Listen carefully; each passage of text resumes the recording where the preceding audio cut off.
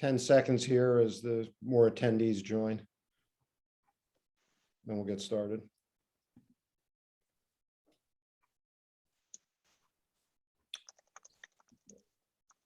Okay, we'll get started here. Welcome to everybody. Thank you for joining us for the 2022 kickoff of our webinar series. I'm Jeff Kupfer, president of ConservAmerica. As most of you know, ConservAmerica is a nonprofit that dedicated to developing and promoting market-based solutions to our country's energy environmental conservation challenges. We've been around as an organization since the mid-90s, but in the last few years have reinvigorated ourselves to help drive policy towards more impactful, meaningful solutions. Towards that end, we are working on several fronts, including supporting the Roosevelt Conservation Caucus, which we helped found a few years ago. It's a bicameral group of lawmakers focused on these issues. In the Senate, the leadership consists of Lisa Murkowski and John Thune, and we're certainly glad that Senator Thune decided to run for re-election. And in the House, we have Brian Mast and Buddy Carter. So today we're here to discuss the 2022 outlook for energy and environmental legislation and regulation. No shortage of items to cover, both in terms of what happened in 2021 and how that sets the stage for 2022. We have a great panel with us this morning, and I'm going to quickly introduce all of them. First of all, we have two panelists who participated in last year's edition of this overview, Lesley Clark and Scott Segal. Lesley is a reporter for E&E, now part of the Politico family. She currently focuses on climate law. Previously, she covered energy policy, focusing on White House and DOE. Before taking up the DC beat with E&E, Lesley covered business issues at the Orlando Sentinel and state issues at the Miami Herald. Scott is the head of policy resolution group at Bracewell, which is one of the leading policy shops in the city. Scott has decades of experience on these issues, clients in multiple areas, and I'll just leave it at that. We also have two panelists who have not been with us before. First off, Adam Ingols is a partner at the lobbying firm of Owens, Evans and Ingols. He's been there for over a decade. Before that, he was chief of staff at the Energy Department, a position I know well and held once upon a time as well. Adam also worked at the White House and for the Speaker of the House. And finally, we have Justin Worland, a senior reporter at Time, focusing on climate change, its intersection with policy, business as well. He's held other positions at Time. He's also worked for the Harvard Crimson and Roll Call. One last housekeeping matter that I have is I'll have some questions. We're going to try and engage in a discussion, but I also encourage our viewers to participate in the chat. You can either chat to everyone, or you can just direct any particular questions to us and or to the panelists and to me, and we'll make sure that they get asked. So with that said, let's get going here. First, I want to turn to Scott for a review of what's happened in 2022. With all the discussion of what's going on with the Build Back Better, we sometimes lose sight that there were some significant items that were passed at the end of 2020 and also during 2021. And with the change of administrations, we also have lots of agency action as well. So Scott, over to you.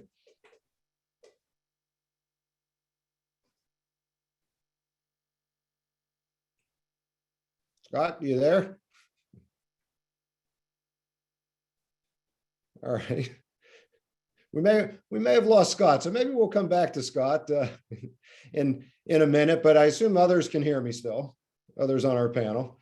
So let me do this. Wait. Can you hear me now? Now we can, Scott. Okay. You know what? Fancy things, off they go. All right. All right. The $36 headphones are gone, and now you're They ready. are gone. They are gone. Okay. Woo. Okay, what I said before while I was getting ready there was thanks again. Good to be with you. Good to be with ConservAmerica. And thanks to my fellow panelists. So let's get started. My job is to do a quick review of what happened in 2021 and really has the Biden administration been meeting its expectations. And Jeff.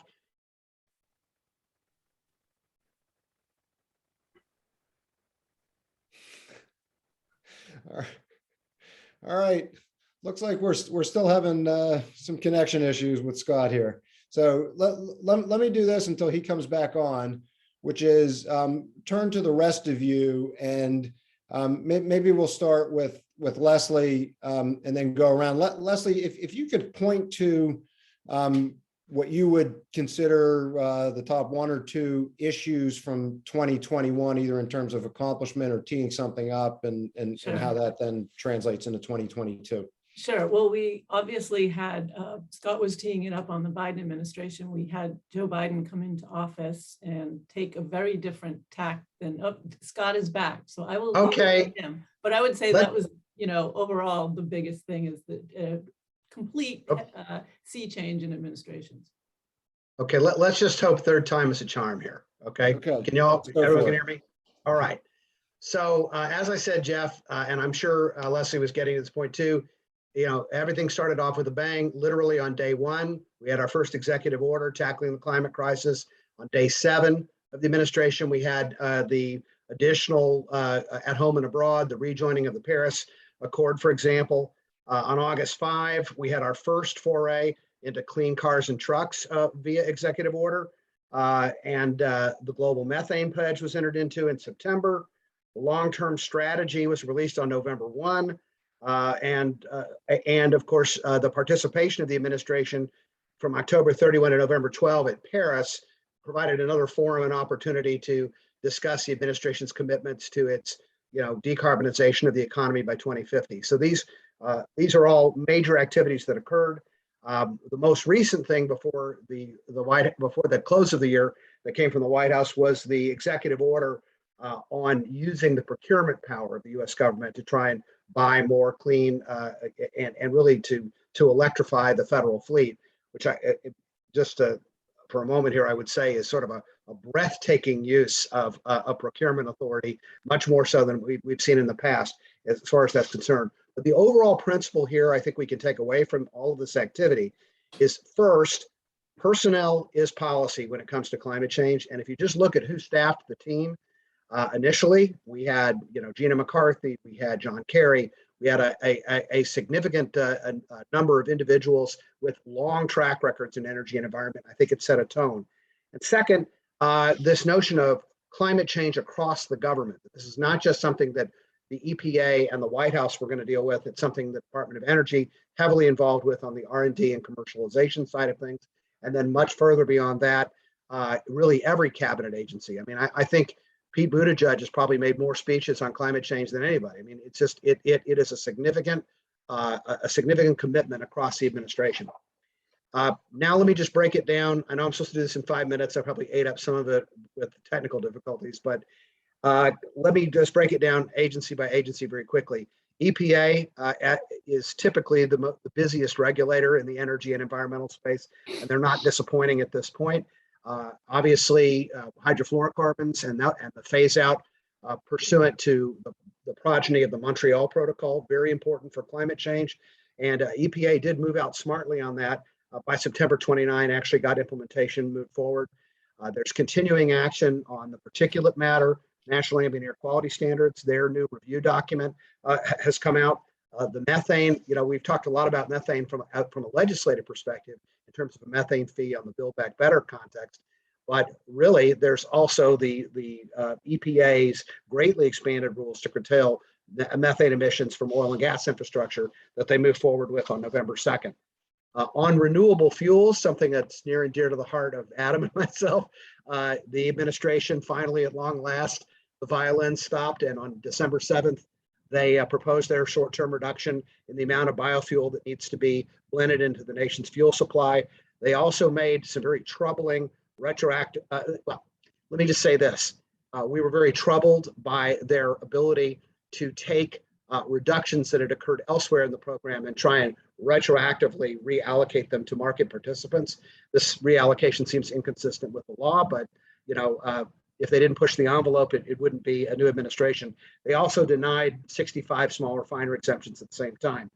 Waters of the United States, I know we're going to talk about that later. The EPA continues to show that it's not comfortable with the Trump administration's new rule on waters of the United States and sort of return to previous action, but there's been significant amount of court action on that as well. Car emission standards, yes. On December 20th, EPA unveiled car emission standards that are trying to push the envelope even further on climate change. It's interesting, though. I want to make a point here. The administration, in its procurement executive order, emphasizes electric vehicles, but in both automobile efficiency and in the renewable fuel standard, seems to say that there are mechanisms that liquid motor fuels, if we have new changes, can also participate in the reduction of per capita carbon emissions. It's a little bit of tension in those positions, really, but I do think it's mature of the administration to recognize that the future will have to include liquid motor fuels. There's an increasing consensus, really, among not only fuel manufacturers, biofuel makers, ag, labor unions, auto manufacturers, to look at improving the octane of motor fuels as a mechanism to bring higher compression engines online, which could have a profound impact at reducing GHGs and doesn't require the build out of a whole new infrastructure like EVs require. So there's something there. Quickly touching on other parts, Department of Energy, their number one aspect right now, and I know Adam's an expert on this too, is infrastructure implementation. They were given a lot of assignments, they were given a lot of money, or at least the promise of a lot of money, and they have to build out an infrastructure within the Department of Energy that can make this work. They've got to make 1,000 new hires. They've got to improve the speed and thoroughness with which they review loan guarantee and grant applications, and they've got to move it out quickly. They also have to answer the clarion call of being open and transparent on what they're going to do on energy efficiency for appliances. That's something that has gotten mucked up in recent years, and they need to really take a closer look at it. Back at the White House, Council of Environmental Quality, NEPA standards. Obviously, there were changes made, a rejection of what the Trump administration has done, and a reimposition, basically, of the really old. And when I say old, I mean even before Kupfer and I were in Washington, that old. A mechanism for evaluation of the NEPA review. And lastly, let me just end on Congress.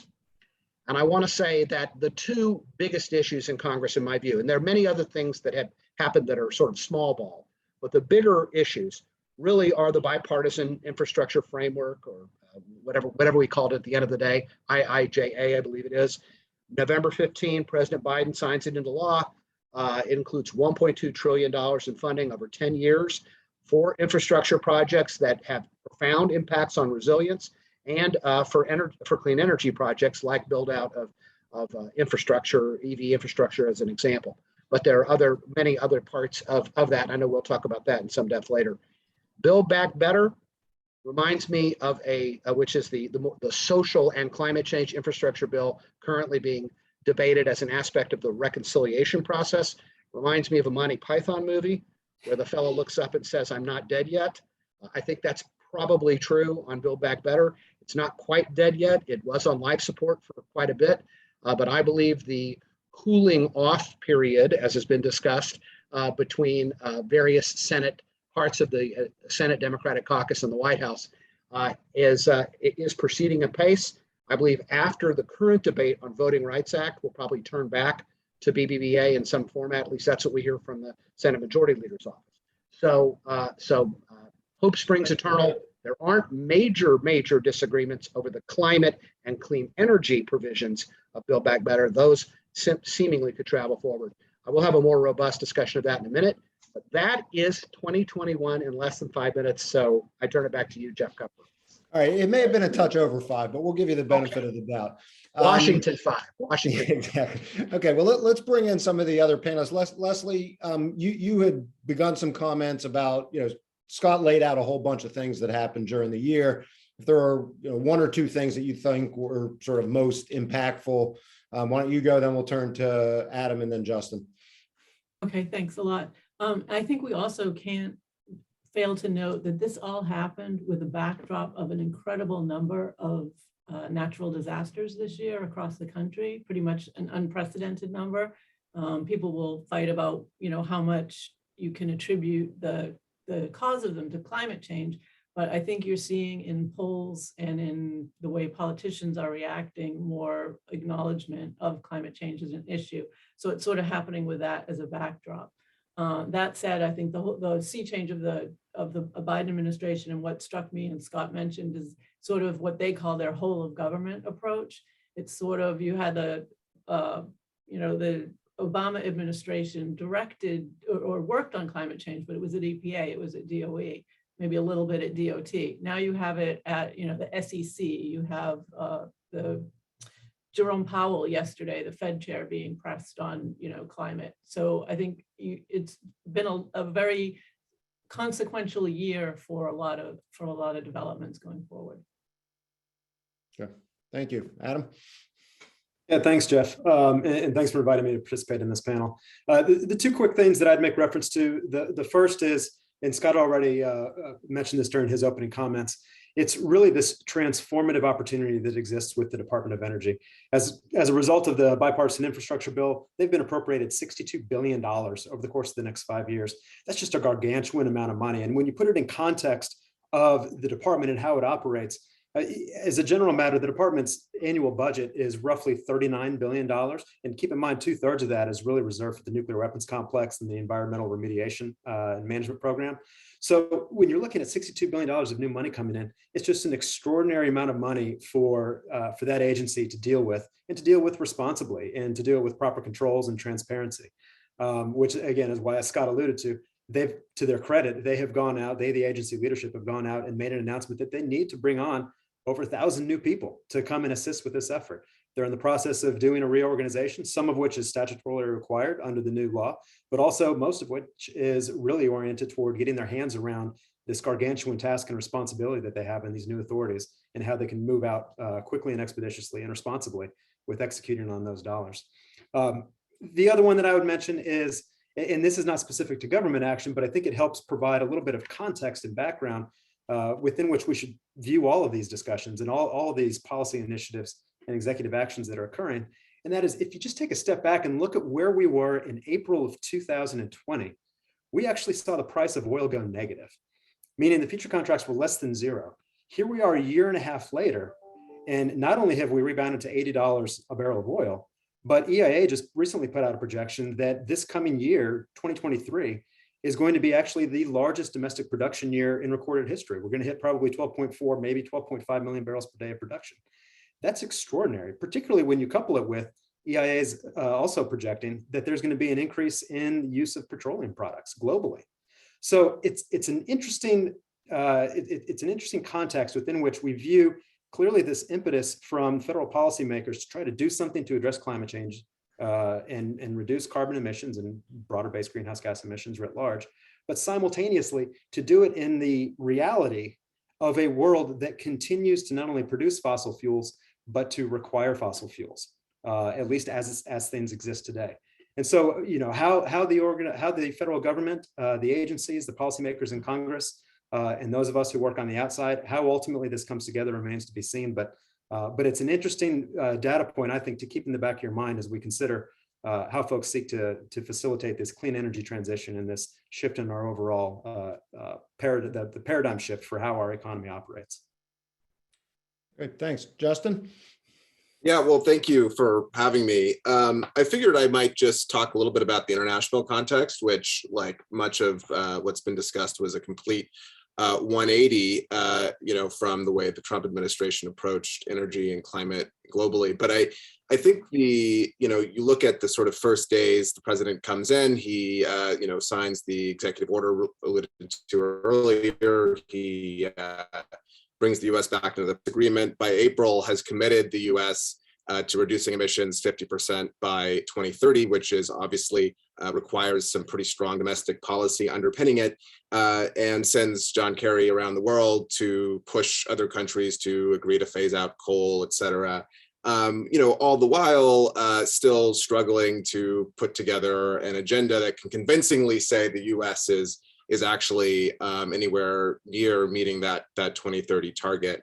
And of course, all of this coalesces at COP, which there was hope from the administration that there would be a Build Back Better legislation to say the U.S. is back on board with this, but there wasn't. And I think there are a couple interesting points. Just what are the implications of domestic energy and climate policy for the administration's international engagement, and then vice versa. I think some interesting policy questions to think about going into 22 and 23, even as thinking about what does this EU border carbon adjustment conversation mean in the US? How does that trickle into conversation here? I think it's still very early, but I think it's coming, and certainly was something that was raised by international partners last year. So I guess I would say, just sort of in sum, I don't know, you asked about some of the most significant developments. A lot of this conversation internationally is still in play and perhaps hasn't really penetrated into, shifting domestic objectives and a lot of the policy things I know you want to talk about here, but I do think it's worthwhile context, particularly, thinking about that 2030 target and what does that mean for all the policies we're discussing. And just picking up on that target, if the infrastructure bill was passed already and now as everyone's mentioned, in the process of implementing it, just like to get reaction about how significant that was as for the issues that we're talking about for energy environment. How far do you think it'll get us in terms of meeting some of the emissions pledges that the administration has made? And if that is where we end up in terms of legislative action for this entirety of the Congress, is that sort of enough to really begin to transform the U.S. energy sector? Anybody want to take that? Yeah, I think that most people I've talked to think that it was a good start, but it was very limited in terms of, it obviously has a lot of money for DOE and for emerging technologies and to allow them to sort of boost and help a lot of promising technology. But I do not think that anybody thinks that without going further, they'll get anywhere near the amount of support that they'll need. They won't get, the tax breaks, the various things that are in for the industry for solar and wind won't be enough to meet his objectives without the BBB parts. Yeah, I'll just say that I think the bipartisan infrastructure package was visualized as being complementary. It's certainly true politically, but being complementary to BBBA. And so the significant additional work was to be done by BBBA, which makes it all the more important for its consideration. That said, there are a couple of highlights. Jeff, you may know that I only travel by Amtrak. And so I was certainly glad to see a big expansion in Amtrak. There is EV infrastructure, obviously, is treated with it, the Clean Buses program, decreasing policies to decrease congestion actually do have a salutary impact on reducing greenhouse gases, although if they encourage more people to drive, it may net out. But all in all, a tremendous amount more money, particularly related to resilience efforts. Now, that doesn't really get us anywhere toward 2035 and 2050, but resilience is also an important aspect of climate change policy, making sure the infrastructure is resilient to the adverse consequences of changes that are already afoot. Yeah, just go ahead, Adam. Oh, I'm sorry. I was just going to chime in. I agree with everything that's been said. I think one comment that I would add is, as great and as wonderful as these billions of dollars are to be, thrust into the economy to try to facilitate this this change, part of what I think is missing from the conversation, in addition to obviously the tax incentives that Scott referred to and some of the other BBA provisions, it's the reality of these are just dollars. So these are just federal funds. These are just money that's going to ultimately be going out, the vast majority of which will be competitively awarded, some through formula grants. But to turn those dollars actually into projects, you need to also go through an incredibly laborious and cumbersome and challenging licensing and permitting process. And so as wonderful as it is to have $10 billion going toward CCS or $8 billion going toward new hydrogen hubs, all of that's admirable. But if you can't license, cite, and permit these projects in a time frame that's relative to the ultimate goal and to the challenge at hand, then I don't want to say it's all for naught, but it certainly makes meeting those goals extremely difficult. Okay. Boy, hey, we'll come back to that, but go ahead, okay. Scott. I was just going to say, totally agree with that. I really brushed over at the top of the key what's been going on at the Council of Environmental Quality with respect to the restoration of more of the teeth of the National Environmental Policy Act, or NEPA, review process. And it really goes to what Adam is saying. At the same time, there's a push to move new projects out that are going to have to include things like new transmission lines, even pipeline infrastructure, certainly for CCS. All of that's being pushed out and incentivized, at the same time restoring the direct and indirect and cumulative effects of major federal actions within the NEPA review process. It has the potential to slow it all down. So it is a Scylla and Charybdis, as they taught me in prep school. Let me just bring in Justin for a second. Justin, in terms of the infrastructure bill, which was passed before Glasgow, did it seem like the U.S. received much credit for it, or how does that sort of play on the international side? Honestly, I think not much, right? I think on the international stage, the conversation sounds pretty different from domestically, and I think the conversation is, okay, Build Back Better would be nice, but it's not enough. And of course, here we're looking, and that sounds totally crazy and politically unfeasible. But I don't think that the infrastructure package moves the needle much. I mean, you look at it from a sort of straight up quantitative assessment. The analyses, I think, as has been referred to, pretty much show that it might bend the curve a little bit. It might be, shave a couple percentage points off of, or add a couple of percentage points of emissions reduction from 2005 levels by 2030. So I don't think it really changed much. I would just add, with regard to, the interlocking elements of it, right? I think internationally people understood that Build Back Better was supposed to complement it, and that, you can see that with things like, if you're going to build a lot of transmission, which the infrastructure package, funds, it's helpful if you're building the clean energy to send around. So anyway, those sort of interlocking things, I think, were actually understood pretty well internationally. Okay, well, let's move on to Build Back Better then. The entire package, as Scott mentioned, as we all know, hit a roadblock. There's been different discussions about kind of where it's going now and how much of it may survive. Why don't we just sort of take a round robin about how we think it may play out, at least with respect to the energy and kind of climate related provisions that have been identified, and if folks can sort of talk about those provisions in terms of what are kind of the most significant ones, and just how you see that all coming together, if at all. So why don't we, Adam, why don't we start with you, and then we'll go around. Yeah, thanks, Jeff. I think, look, it's tough, and nobody knows how this is ultimately going to play out. I think there are really three primarily viable scenarios. One is Build Back Better ultimately moves later this year. Another is Build Back Better moves in a shell of its current self, and it's going to be, perhaps you carve off or you cleave off those climate provisions. What we're really talking about here are the tax components of the legislation, which Manchin has indicated he's generally okay with.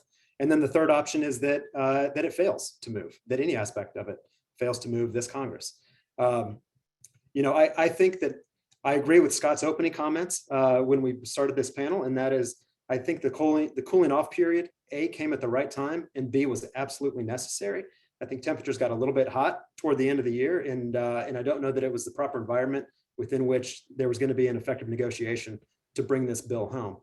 That said, every day that passes is A, one day closer to the midterm election, and B, another opportunity for additional data points and kind of unforeseen variables to enter the equation. Take today's release of the CPI index, which now shows, again, record inflation or high inflation of the past 40 years. These are the exact types of events and data points that bolster Manchin's concerns about whether or not this is a smart policy to proceed with at this time. So I don't want to get into the prognostication game about exactly what will happen and when it will happen, but I think that the deck is getting more and more stacked against successful resolution of getting this done. There's no doubt there's a political imperative with the vast majority, nearly the entirety of the Democratic caucus. But how this ultimately gets resolved is going to be a big challenge, and it's going to have huge implications for the appropriations process and a host of other legislative items, which I won't get into right now. I'll give everybody else a chance, but it remains to be seen. I do think these unforeseen and unintended variables that continue to enter into the equation are making me at least more pessimistic about this ultimately being done by the midterm elections. Lesley, let me ask you if you have a view on this. Yeah, I was going to say, I agree with Scott's summation of the not dead yet. I think there's still, there's talk. There's obviously Senate Democrats would love to get it done. We had a story with Tina Smith today saying that she is still wanting to get a clean electricity performance program going. So I think there is definitely the want for it to happen. However, it hits, like Adam was saying, it hits up against the congressional every day in Congress is like a year. It hits up against the congressional calendar next month, middle of the next month or so. They've got to, fund the federal government. That always is, weeks and weeks of work. But then on the other hand, you've got Manchin, definitely prides himself as chairman of Senate Energy Committee. He likes to have a big say in US energy policy, and you really can't have a bigger say in it than to be, making groundbreaking, enterprise moves on climate change. So I agree that it's not dead yet, but how it gets done, I'm not going to speculate on that. Scott, how do you see the Republican members playing into this? Do they engage at all? Is there any chance of anything happening under kind of regular order versus a reconciliation process? Well, it's a very interesting question, because if you can't use reconciliation and you can't get a carve out to the filibuster, then all you're left with is essentially regular order, or that which is not blue slipped in the appropriations process. And that's slim pickings, what can actually pass under regular order. I do want to say one thing about the filibuster for a minute, though. As everybody knows, in the run up to Martin Luther King Day, we're having a significant debate over the Voting Rights Act, which will culminate in a discussion of having a one-time only, essentially, carve out for the Voting Rights Act. Now, and arguably, people would say that Sinema and Manchin, even though they're supportive of Voting Rights Act legislation, don't support changes in the Senate rules. That said, if they do decide to go ahead and change, there will be a lot of pressure to have the next special case, I believe, be climate change. I think it's next in line. Now the politics are different between climate change and VRA, but we all should be catching a weather eye on whether there is a filibuster legislative carve out in the VRA context. That said, with respect to what the Republicans are doing, look, I know it always seems as though the Congress is completely dysfunctional and the Democrats are never talking to Republicans. But the truth is, particularly among serious staffers on Capitol Hill, there is a great deal of dialogue between Democrats and Republicans. Maybe not a great deal, but there's a significant play there. And so let me just give you for instance. When the final notice sounded on BBBA, whether that be a wake or a celebration, when the final notice sounded, I believe there will be an appetite to hold congressional hearings, to compare and contrast different approaches to clean electricity standards, and to really create a basis for legislation, regular order, in the lame duck. Now, we all know that there are there are basically two ways lame ducks can go: totally busto and nothing happens, or significant progress. In the environmental field, we have had successes in lame ducks in the past, not under today's highly partisan structure, but we have had successes in the past. In those conversations between D's and R's, here's what I've heard: that there is some agreement on the nature of the problem and the desire to legislate in order to take it off as much as possible the agenda for upcoming, if not the midterm, but for the presidential election. But the Republicans are not interested in any form of mandate. So if we're talking about a clean electricity standard or something like that, it's going to face tough sailing moving into that area for bipartisan consideration. But there are other alternatives that can happen that are not. I mean, we saw this in CEPP where they were drafting toward the reconciliation package. It is possible to do something that's quite activist that is not it does not reflect an actual mandate, and that's the area they're investigating now. What could be done in that context? I don't want to jinx it. I don't want to just to say more on it because I think it's very hypothetical at this point. But there is an effort to try and have that conversation proceed. Well, and as part of that conversation and the possibility of regular order or a bipartisan approach, which we saw with the provisions at the end of 2020, do you think that the what some would say was overly aggressive approach to climate change and all these issues at the beginning of the administration or from certain elements on the left have actually been counterproductive in terms of actually delivering results? Because that's certainly a pattern that we've seen, in previous, not just in energy policy or climate policy in previous decades, but we've seen it in other areas as well. So how would folks assess that? Look, I'll just take one sentence on this and say, there's no question in my mind that the attempt to apply progressive Democratic pressure, whether it be the squad in the House or some folks in the Senate, to apply that pressure directly to Senator Manchin, I think was counterproductive and has delayed things. And it reflects a fundamental misunderstanding of how the Congress works and certainly how the politics of West Virginia works. Every time they put more pressure on him, I think his popularity went up in West Virginia. So they really needed to take the advice of the leadership. That was not a Pelosi play. That was not a Schumer play. They needed to take the progressives needed to take the advice of their leaders, and that's something they really don't like to do. Okay. Justin, Lesley, any comment on that general question about potential overreach or the politics of this?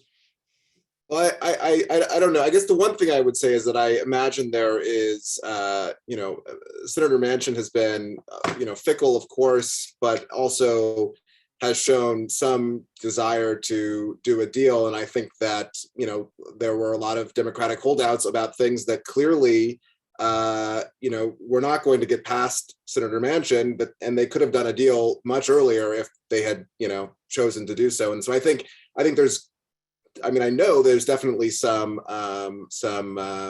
second guessing, not making a push to do a deal earlier that would have been less comprehensive than Democrats wanted. So I think that would be the one point I would add. Okay. All right, let me move from there a little bit to this all of government approach, which Scott has talked about and others have reflected as well. In terms of the personnel as policy, clearly the administration has brought in many people who have had senior positions in previous administrations, really tried to staff up the government to focus on these issues. What's your assessment of how they've all, because a year ago we talked about, well, maybe you have too many senior cooks in the kitchen, it won't actually accomplish what you're trying to accomplish. What's your assessment of sort of how the personnel have implemented the agenda, and what are the kind of administrative activities that you think are most important to look at as we get into 2022?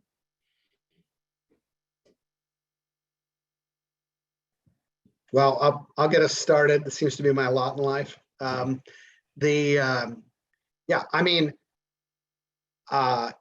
I still find it challenging when a client calls me and says, I've got a better mousetrap that really could really address major climate change issues.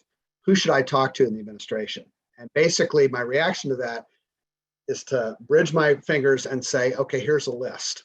because there are still people in multiple departments. Nobody's really in charge, and those that may be in charge aren't really taking, aren't really taking calls. So it's a very there's a bit of discombobulation to the whole thing. That said, and I'd pass the hat to Adam Ingols on this, but I think that there are a number of very serious-minded people on the policy shop, in the office of the chief of staff, and certainly in the LPO and what the loan program office and what the loan program office will become after some more restructuring. There are some very, very not only smart people, but people that are dedicated to moving moving out change pretty quickly. So I would say that other agencies, you'd have to almost go agency by agency to evaluate it. Okay. I was going to say, I have been struck, however, that they have not yet, Biden has not yet nominated anybody to lead the big ARPA-E program. That's sort of like the landmark, the big thing they got started during the Obama administration, that's responsible for trotting out what they say is the best cutting edge energy technology. And it's been almost a year now, and there's still nobody even nominated for director. So I'm not sure what's happened there, but it would seem like an area where they'd want to pay more attention. Yeah, that's right. I'll tee off of that. And going back to what Scott said, I agree with him, and he had the benefit of, by going first, he stole my thunder. But that's exactly right. I think that there's no doubt that there are smart and sincere and dedicated people who are serving in these positions. The challenge is there are a lot of them. And it is there are these disparate entities that exist within the broader administration structure right now. And it's unclear to a lot of folks on the outside, particularly those who want to engage in conversations, arguably, in ways that could be beneficial to the administration's interests. But there's a difficulty and there's a challenge in how best to how to move the needle and which button to push in order to best effectuate what your ultimate goal is. But Leslie's also, she hit on exactly a great point, which is, I think, one challenge in one area, if I'm to be critical, is I think that the personnel process has been extremely slow. And I think that that's been a real problem for the administration right now. There are a number, they have a handful, certainly they've got the most senior positions filled, but in terms of at the programmatic level, and this is not just at the Department of Energy, it's throughout a lot of the agencies, they've had a very difficult time in nominating, in getting confirmed, much less even nominating nominees to come in and actually run these programs, the vast majority of which have significant impact on the fate of this legislative and policy agenda. There's probably no office that has more regulatory impact, certainly on the power side of the equation, than the office of the assistant administrator for air and radiation at the United States Environmental Protection Agency. For those who don't know this office, it sounds like a big mouthful, but it's the air administrator. And while there's been a very competent person who's been acting in that capacity for quite some time in Joe Goffman, it is interesting that the administration has not proceeded forward to confirm the air administrator, which, I mean, is in past administrations has been a critical quarterback on policy issues. So that's right up there with ARPA. The only thing I'd say about ARPA is, they did set up this new Office of Clean Energy demonstration on December 21st. And I'm not sure how that's supposed to flange on top of ARPA-E, but maybe they're trying to get that one set up and then they'll deal with it. But it's awful late. I mean, they really should have an ARPA-E yet. Let me just stick with EPA and some of their regulatory authorities. And we all know that they're working on various rules in dealing with greenhouse gases and methane and everything else. Rather than talk about those specific rules, I'd actually like to discuss how the courts, and the Supreme Court will be hearing a case pretty soon, how the courts may impact either what EPA may propose or what may ultimately happen after these rules go through the court system. So Lesley, I know you've been focused a lot on that. Why don't you kick it off and then everyone else can join in. Yeah, and I thanks Scott. Thanks, Jeff. I noticed in the comments that somebody had asked what Supreme Court cases we might look at, and obviously I think the big one that everybody is paying a lot of attention to will be argued next month, February 28th, and it is the case in which a number of coal governors from coal-producing states and coal businesses that are involved in the coal industry have asked the Supreme Court to look at an incredibly complicated case, but it's essentially they're looking at a circuit court that's decided. All goes back to the Obama administration's Clean Power Plan and how they were going to regulate emissions coming out of power plants. That law never went into effect because it was stayed by a judge. The Trump administration came up with its version of the act, and that's also that's not happened either. And what a lot of the advocates or some of the defendants in the case fear is that the plaintiffs or the coal operators see it as an opportunity to sort of handcuff the EPA so that they would not be allowed to regulate emissions under the Clean Air Act, even at the source of the pollution. And it's a big fight. The fact that the Supreme Court took it up was sort of surprising to a lot of people because the Biden administration has not yet come up with its own rules. So they are not really looking at anything that is operative. It's almost, sort of discussing things in theory since none of the rules are operative. So it's definitely an interesting case, and environmentalists feel it could handicap the EPA. They also point to the fact that a lot of the electric utilities are not involved in it because they've actually already met the parameters of the Clean Power Plan 10 years before the targets had been set. Scott, I know you focus on some of these issues. So do you want to talk about what you see as the significance of that case, Yeah. and also how just the overall court system now may influence what EPA is doing in its other rulemakings? Sure. It's a great question. I do agree with Lesley that all eyes are focused right now on the so-called West Virginia case. It all seems to come back to West Virginia, doesn't it? But anyway, which is this case the Supreme Court granted cert on.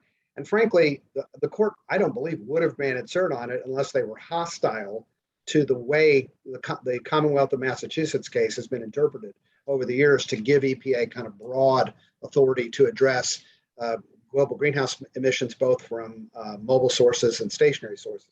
So I think we're in for a bumpy ride. I'm quoting a lot of movies today, but anyway, we're in for a bumpy ride for what EPA authority will actually look like. That said, you know what the Supreme Court does? They equivocate often. Even if they have a really important thought in mind, they always create little lacunae of a legislative authority that they leave out there, tantalizing for executive agencies. So I suspect it won't be a clean win for the state of West Virginia and its allies. I think it'll be, it may be negative, but it won't be a clean win. That said, it's not the only game in town. There are a lot of other issues that are out there that are subject to litigation. Let me give you a good example, Jeff. Just yesterday, the EPA announced its new position on coal ash, which is another lever that can be used to diminish our capacity in the power sector. And they denied a bunch of extension requests under that rule. They sort of doubled down a little bit on where the Obama administration was in 2016. Well, this is an invitation for litigation because each of these different coal management systems around the country have slightly different circumstances and are going to argue that it's arbitrary and capricious to rule in one fell swoop regarding them. Now, here's the interesting thing. The case Lesley was talking about arises under the Clean Air Act, and that has, that has an automatic line of appeal through the DC Circuit up to the Supreme Court. This is a Water Act question, and not only will there be lawsuits around in different parts of the country, but they will be at district courts around the country. And depending on who is selected, given the number of Trump appointees that are out there in the courts, I mean, the EPA could be in for a very difficult time in realizing the sort of grand policy statement that Administrator Reagan made yesterday. So that's just another example, and that's not limited to our rarefied air of the DC Circuit and the Supreme Court. That could be in any district court where there might be a coal management unit, a coal ash management unit. All right. So it's an interesting question. Your broad question, though, yes, the courts are substantial players in this, and the complexion of the court system has changed with recent appointees, and so there is a lot more. This is nowhere more in evidence than in the Ninth Circuit Court of Appeals, which used to be America's most liberal court of appeals, and now has many conservative appointees on it, and is not quite so liberal anymore. So there's a really interesting change in the orientation of the court system that I think does, in the final analysis, will stay the hand or limit the range of motion of a lot of executive agencies. Okay, well, moving from that, and we have all this government activity, obviously, that's going on in different branches of government. We also have the private sector. And Justin, let me turn to you. Private sector's clearly been super engaged in all these issues. There's the role of ESG that's playing out right now. How do you look at the interplay between private sector and government? How important is policy in the ESG space, or is some of this just going to happen in and of itself anyway? Yeah, well, there's a lot of questions there. I think the first thing I would just say, and I always use this example when asked this question, just to look at GM. And, before President Biden even took office, just a few weeks after his election, GM, removed themselves from the Trump administration's lawsuit over tailpipe emission standards coming from California. And then within, a couple months said that they were going to go all electric by 2035. And I think it's just a good example of the sort of signal that the administration set, which, the policy signal, which, may not have been realized in full at the time, and still hasn't, even in the case of automakers, really, I think, changed a lot of the conversation. Having said that, clearly there's need for policy guidance, to move things in a direction that would be, again, to go back to that, 2030 number, or to really do what the administration wants to do on climate. There needs to be some sort of bigger policy signal. I think on ESG, it'll be interesting to see what happens with the SEC, which is, planning or signaled that they're going to have rules out this year regarding disclosure and regarding, just setting up some sort of framework on ESG. I mean, clearly it's a signal, but I don't know that the ESG on its own, even with trillions of dollars devoted to it, is how big of a change that will create. Sorry, I ran through a lot there. So I threw a lot at you. Others have comments on kind of the ESG dynamics that are going on, either in terms of how that impacts policy or the politics of these issues. Well, I'll just tag on to what Justin said about the SEC. For those of you that you may recall that the chairman of the SEC said that we would get the climate risk disclosure rule, which is which is a fundamental regulatory aspect of ESG, that we would get that rule by the end of the year. It would be a Christmas present, something along those lines. That ended up not happening, and from what we understand from the SEC, they're still working on it. What I would say about it is, one of the more articulate critics of the way that rule was being considered, Commissioner Roisman, announced that he is